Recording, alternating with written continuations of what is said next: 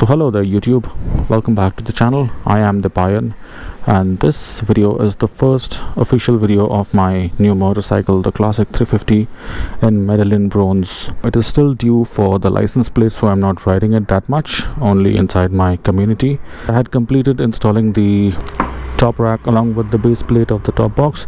I'll just install the top box in a moment and show you all how it looks. Accessories that I had installed from Royal Enfield, which is the octagonal leg guard, the silver sump guard, which is this one, and the touring seat. They are a looker. The touring seat, according to me, is a must. The fit and finish levels of this motorcycle is excellent. 18.3 kilometers which is like nothing. The brakes are not even bedded properly. While with the ignition, the tiger lamps come up, and when we crank the engine, the headlights come up.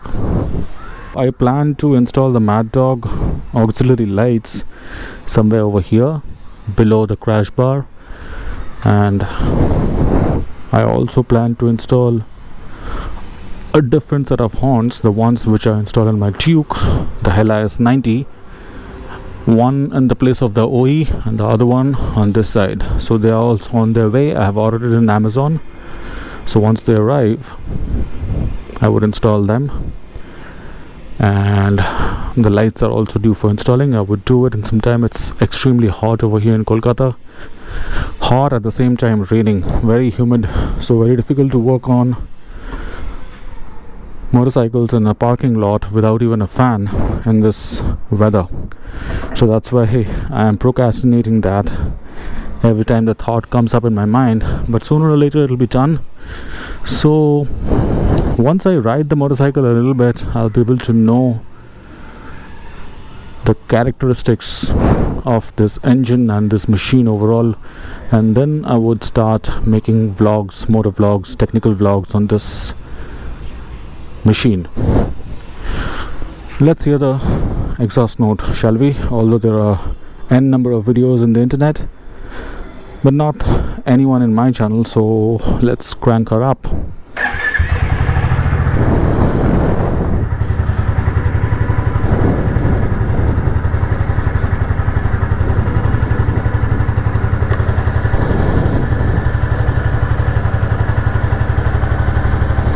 Cold start.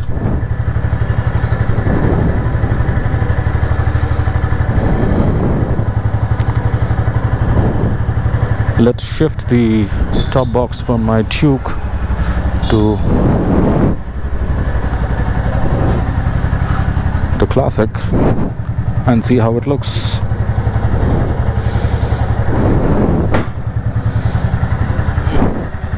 So that is gonna be the look with the top box on. Sexy, isn't it?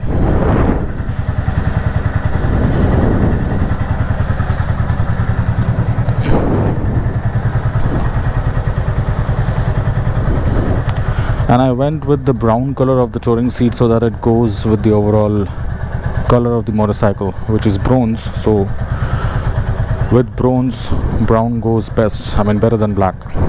So this is available in black and brown, dark chocolate brown. So that's how the engine sounds when it's in idle. Let's give it a little bit of rev.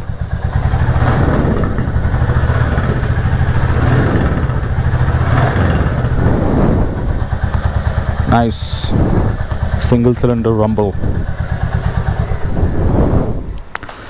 The switches and the levers are of good quality, although needs a little bit of adjustment, which I'll do when I sit with it with my toolbox. I don't intend to do any big mods on this motorcycle. Maybe I'll shift to a broader and taller handlebar later on, not immediately. Out of motorcycle or any other brand, because you see, when you ride a Royal Enfield Classic or Bullet, then you are at an advantage of a lot of accessories in the market. So I'll never run short of accessories. That's a good thing. But I intend to keep this motorcycle as simple as stock as possible. Only the necessary things will be there, like you see the fog light, an extra horn. By the way, the stock horn is good enough. I just want to upgrade to dual horn for the symphony of it, not the loudness. If loudness was the criteria, this is loud enough, at least for the city. I don't know about the highways. Maybe in highway you need a little bit more loudness, but for the city this loudness is good enough. But I am fond of good sounding horn, so this horn is not good sounding.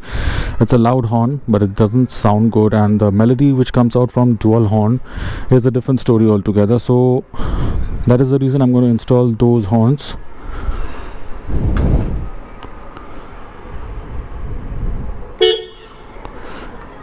It's going to sound a little bit different in that one due to the location, so more or less the same.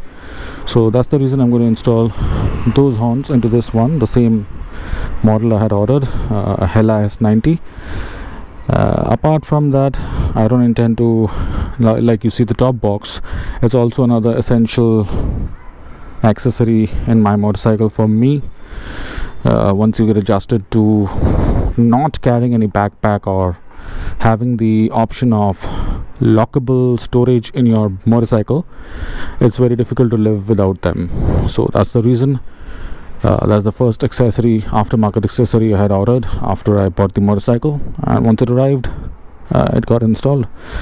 But regarding the installation of the top rack, if you are planning to do it in your Royal Enfield Classic or Bullet, I would request you all, or I would advise you all, to take it to a good professional and have it done, because you see it's not that easy.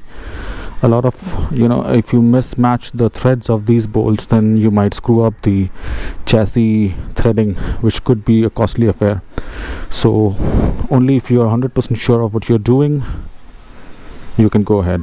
Otherwise, my advice would be take it to any professional, and they would do it at a nominal cost, around 200-250 bucks. Very soon videos will be coming out once I receive my license plate and I can take it out in the road. I would be making videos on this one. And yeah, another thing I had already ordered in the Royal Enfield spare parts department, that is the alloy wheels, because that's another thing. If you get adjusted to alloy wheels with tubeless tires, it's very, very, very difficult to live life with spoke wheels, no matter how good they look in your motorcycle. Practicalism always gets the priority. So that was another expense that I had to make, and I had already advanced them. So this is kind of a part which is not readily available in the spare parts department, so they have already placed the order.